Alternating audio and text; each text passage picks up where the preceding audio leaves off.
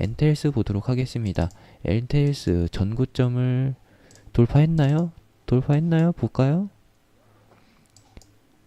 전고점에 돌파 시도는 있었으나 윗꼬리를 달고 마감을 했습니다. 이렇다면은 조정을 받을 가능성이 높다라는 것이죠. 여기 구간은 어떤 구간이다? 전고점 매물 소화 구간이다 라고 예상해 볼 수 있는 것이고, 직전 고점인 2월의 고점인 15,000원 수준을 기준으로 봤을 때 60일선이 올라오는 것을 기다렸다가 재상승할 가능성이 높다. 이 정도로 예상해 보면 되겠죠. 이 정도로 예상해 볼 수 있는 거고요. 차익 실현 기준은 당연히 2만원, 22,500원, 그리고 최종적으로 27,000원까지 넓게 잡고 보겠습니다.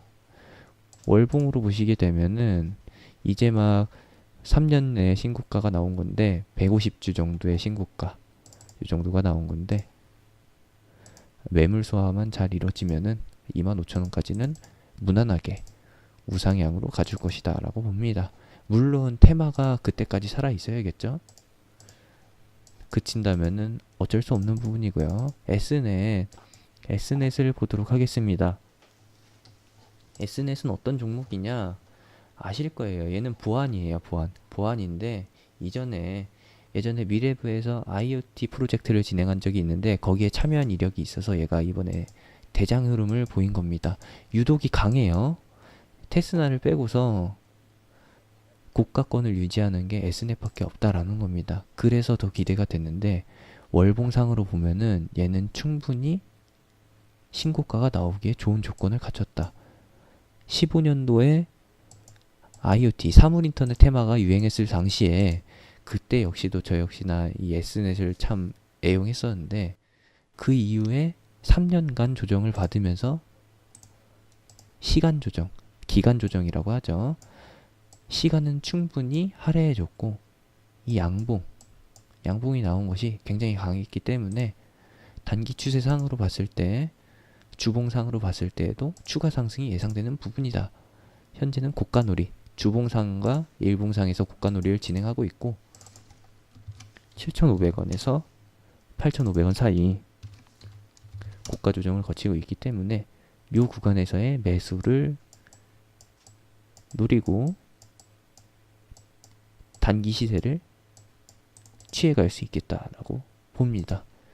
물론 이 시세가 끝까지 간다는 보장이 없어요. 테마가 일찍 끝난다면은, 다른 테마가 더 강세를 보인다면은 S넷 같은 종목은 윗꼬리를 달거나 아니면은 개파락으로 이탈되기 때문에 6,000원 지점까지 열려 있다라는 것을 꼭 염두에 두셔야 됩니다. 리스크가 어느 정도 깔려 있다라는 점이죠. 이런 종목에 대응하기 위해서는 어떻게 한다? 비중을 낮게 잡고서 들어간다. 비중을 낮게, 손절도 기준 손절로 철저하게 해서 대응해 주시면 되겠습니다.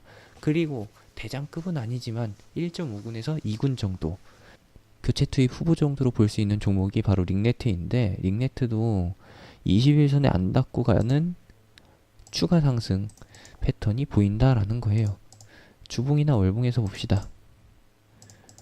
얘는 원래 안철수 관련주였는데 이때 시세는 안철수 시세라는 거 확인해 주시면 되겠고, 여기도 마찬가지고요.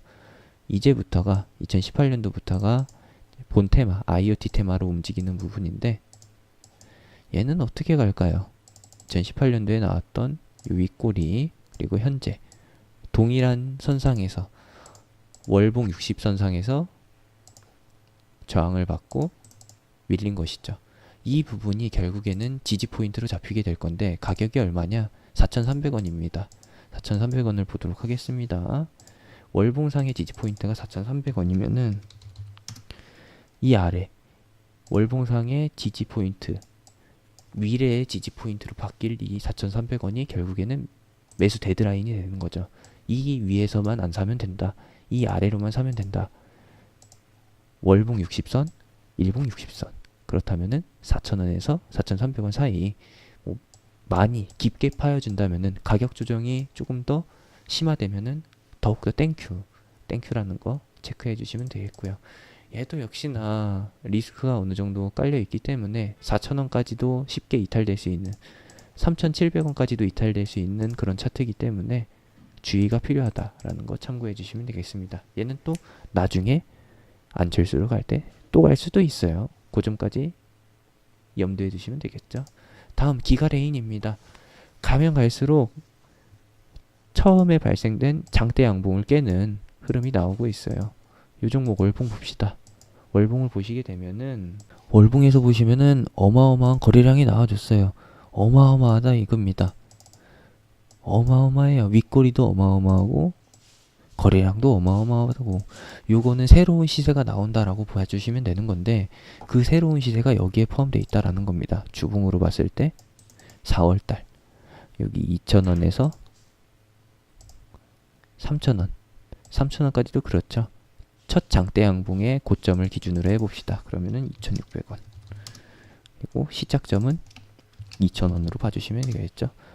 결국에는 이 윗꼬리 기준이 아니라 기둥, 장대 양봉의 기준이 될 것인데, 여기를 3단으로 해서 나눠보시면은 어떻게 되느냐, 2,000원, 2,250원,